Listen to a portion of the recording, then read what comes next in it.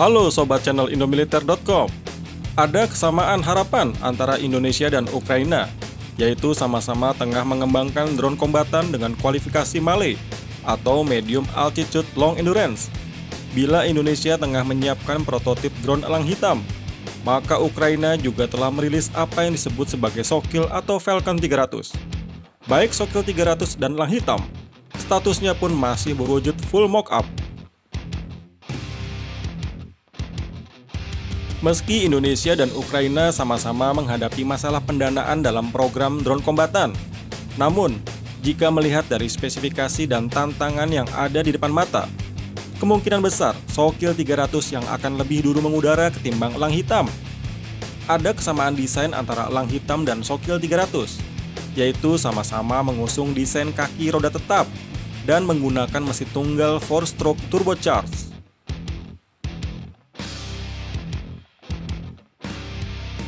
Seperti halnya elang hitam, Sokil 300 digadang sebagai produk drone kombatan andalan dalam negeri. Maklum, selama ini Ukraina hanya membeli drone dari negara lain. Sebagai catatan, Ukraina merupakan pengguna drone kombatan Bayraktar TB2 buatan Turki dan beberapa drone kamikaze buatan Israel.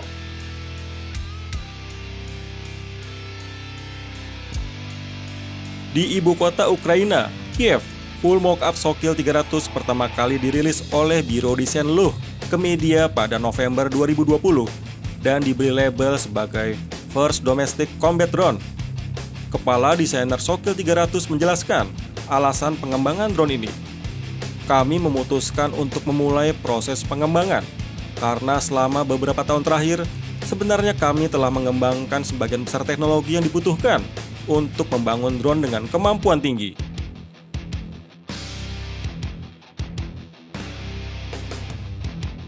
Penyelesaian desain awal Sokil 300 disebutkan memakan waktu hampir 1,5 tahun.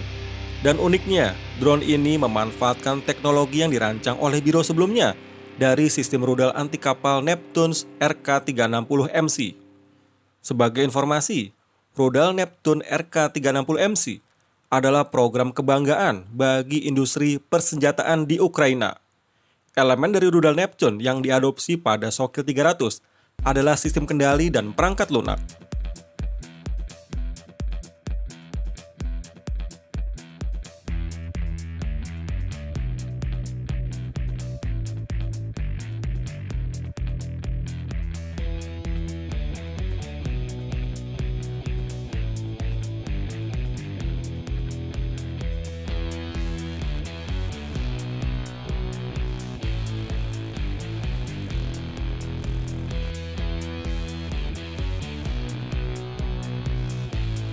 Sokil 300 ditawarkan dalam 3 varian pengembangan yang dibedakan dari jenis mesin yang digunakan. Seperti versi pertama disiapkan menggunakan mesin tunggal MC500B yang diproduksi oleh Motor Sich, manufaktur dari Ukraina. Penggunaan mesin ini memungkinkan Sokil 300 beroperasi selama 3 jam dengan kecepatan jelajah 335 km per jam dan jangkauan maksimum sejauh 1000 km.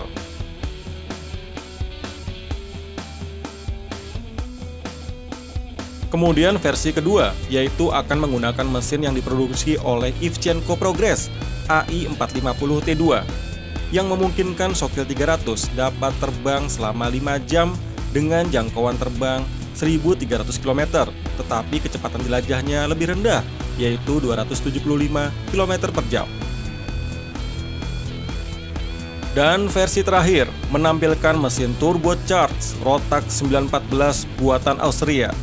Mesin ini dapat mendukung waktu penerbangan maksimum selama 26 jam, sementara jarak jelajah mencapai 3.300 km. Sayangnya, mesin buatan Rotax ini hanya punya kecepatan jelajah sampai 150 km per jam.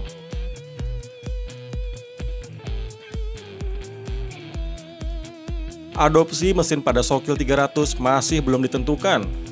Keputusan akan berpulang pada keinginan user, apakah lebih mengejar kecepatan tinggi atau biaya operasional yang lebih rendah. Semua versi Sokil 300 dapat membawa 4 rudal udara ke permukaan RK-2P dan sistem rudal anti-tank barrier portable. Total payload senjata yang dapat dibawa hingga 300 kg.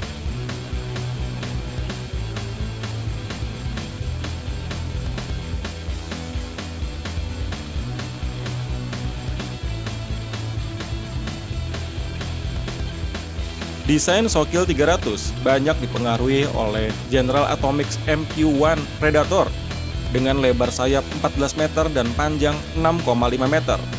Total biaya pengembangan Sokil 300 mencapai 1,4 sampai 1,6 juta US dollar. Pilihan yang jauh lebih murah daripada membeli sistem drone serupa dari luar negeri.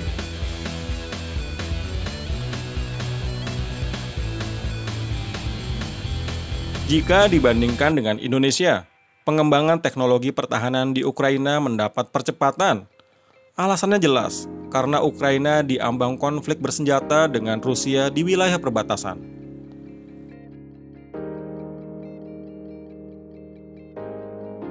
Nah, sekian dulu update alutsista di lini drone. Nantikan konten-konten menarik lainnya hanya di channel indomiliter.com.